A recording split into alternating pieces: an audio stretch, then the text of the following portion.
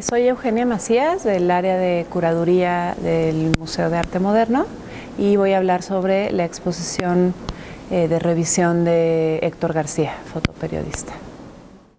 Al ser Héctor García un fotógrafo pues muy estudiado y que él mismo en vida hizo muchos proyectos expositivos, la idea de la exposición fue un poco darle la vuelta al giro predominante de su trabajo, que es el fotoperiodismo, y al estudiar el acervo que hoy se conserva en la Fundación María y Héctor García, ubicar otras modalidades expresivas o visuales que quedan activadas en sus trabajos. Y entonces, bueno, de esta revisión se hallaron, por un lado, los trabajos sobre lo rural y lo local,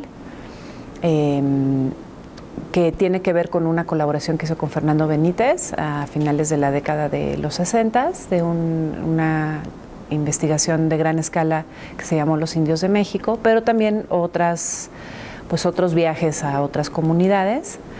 Esto en realidad es una vertiente poco conocida de Héctor García. El segundo gran eje que encontramos fue urbe e industrialización, que es con lo que más se le identifica, porque bueno, él mismo era originario de un barrio marginal en el centro histórico, entonces los temas de ciudad, niños en condiciones precarias, el desarrollo de la Ciudad de México en la década de los 50 y el choque entre lo rural y lo urbano, los procesos de industrialización, fueron temas muy recurrentes en su obra, ¿no? Entonces, pues nos interesó un poco desarrollar este eje, después un eje de retratos, pero contrastando personalidades y personas comunes y corrientes.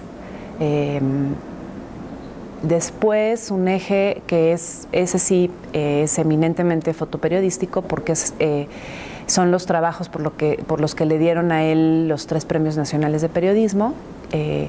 En 1958 por protestas sociales aquí en México, lideradas por Demetrio Vallejo, en 1968 el movimiento estudiantil y en 1979, o a finales de esa década, por un viaje al Medio Oriente, ¿no? Después, experiencia extranjera. Él hizo muchos viajes y es muy sorprendente ver cómo ciertas características expresivas de su trabajo se repiten en contextos completamente distintos al mexicano, como es situaciones inusuales, tensiones entre distintas clases sociales, paradojas de las propias situaciones, que son como elementos muy recurrentes en el propio lenguaje visual de Héctor García. Y finalmente, otro eje que retomamos, pues trabajos diversos de él, sobre su uso expresivo del oficio fotográfico, donde vemos algunas reminiscencias del modernismo en brillos, texturas, volúmenes, encuadres, paisajes de situaciones como el nacimiento de Ciudad Nezahualcóyotl en la periferia del Distrito Federal, ¿no? Pero que el tratamiento visual tiene más que ver con una experiencia sensible que con un proceso meramente urbanístico, ¿no? Entonces, pues esos son los enfoques en los que se desarrolló la exposición para tratar de sumar con nuevos elementos a un autor pues que ha sido múltiplemente revisado, ¿no? en cuanto a publicaciones y en cuanto a exposiciones, ¿no? Bueno, los principales años de trabajo de Héctor García se ubican en el periodo que es el periodo que da vocación al museo, ¿no? que es el arte en México en el siglo XX.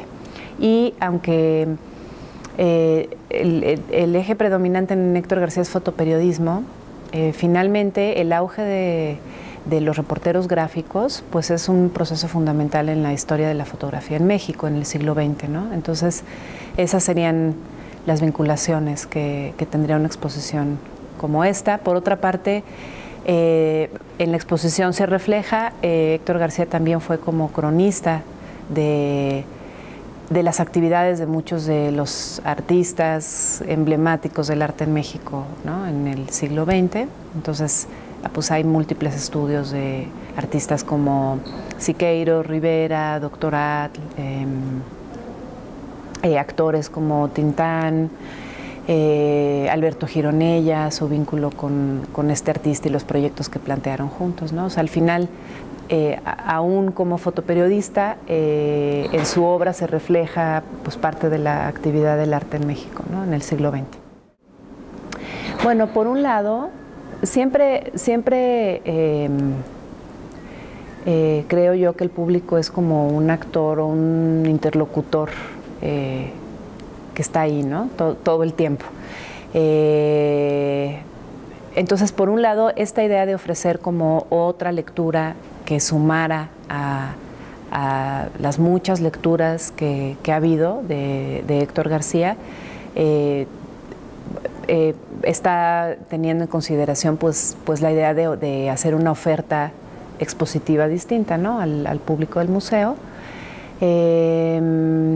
También en muchos de los recursos que planteamos aquí en la exposición está también considerada una idea de lo que queremos que el público reciba, ¿no? Por ejemplo, los aparatos e instrumentos fotográficos del Cuarto Oscuro de Héctor García, como para dar cuenta de condiciones de producción de la imagen fotográfica, no solo la pieza impresa y puesta en muro, sino como hablar de otra serie de dinámicas y, ¿no? un poco dar cuenta de eso. En el propio montaje ofrecemos una cronología detallada de actividades de Héctor García para complementar la revisión que la gente haga de las piezas, carpetas con información adicional y el señalamiento en algunas piezas de que la gente puede venir y hacer esta consulta, ¿no? Este tipo de herramientas como para que quien lo quiera pueda